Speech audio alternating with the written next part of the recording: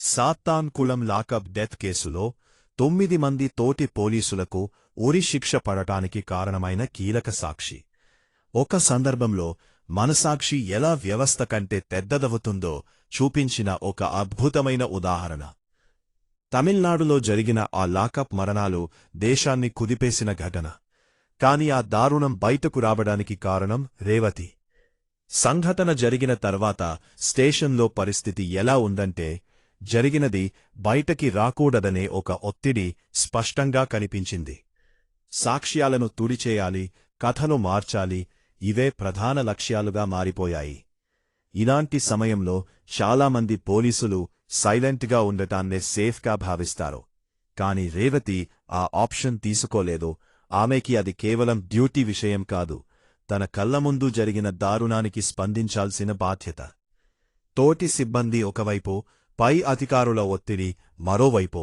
ఇలాంటి పరిస్థితిలో నిలబడటమనేది చిన్న విషయం కాదు. అయినా ఆమె వెనక్కి తగ్గలేదు. మేజిస్ట్రేట్ ముందు చెప్పిన ప్రతి విషయం కేసు దిశనే మార్చింది. అది కేవలం ఒక స్టేట్మెంట్ కాదు, ఆ రాత్రి జరిగిన వాస్తవానికి మొదటి స్పష్టమైన రూపం.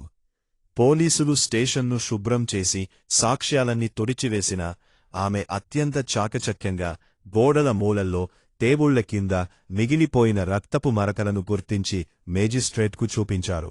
ఆ రక్తపు చుక్కలే నిందితుల నేరాన్ని శాస్త్రీయంగా నిరూపించడంలో ప్రధాన భూమిక పోషించాయి.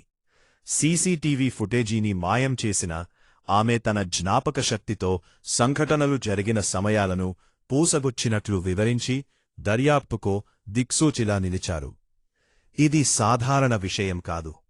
అదే వ్యవస్థలో ఉండి అదే వ్యవస్థకు వ్యతిరేకంగా నిజం చెప్పడమంటే చాలా పెద్ద నిర్ణయం. అయినా ఆమె వెనక్కి తగ్గలేదు. ఆమె చెప్పిన విషయాల ఆధారంగా కేసు బలపడింది. కోర్టు కూడా ఆమె భద్రతపై దృష్టిపెట్టి ప్రత్యేక రక్షణ కల్పించింది. అది ఆమె చెప్పిన నిజానికి వచ్చిన గుర్తింపు.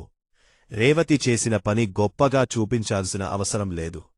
ఆమె చేసింది చాలా సింపుల్, జరిగినదాన్ని దాచలేదు.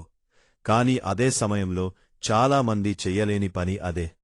సాత్తాన్కుళం కేసులో న్యాయం జరగడానికి కారణాలు చాలా ఉండొచ్చు, కాని నిజం బయటికి రావడానికి కారణమైన పేరు ఒక్కటే, Revathi. Hats off head constable Revathi గారు.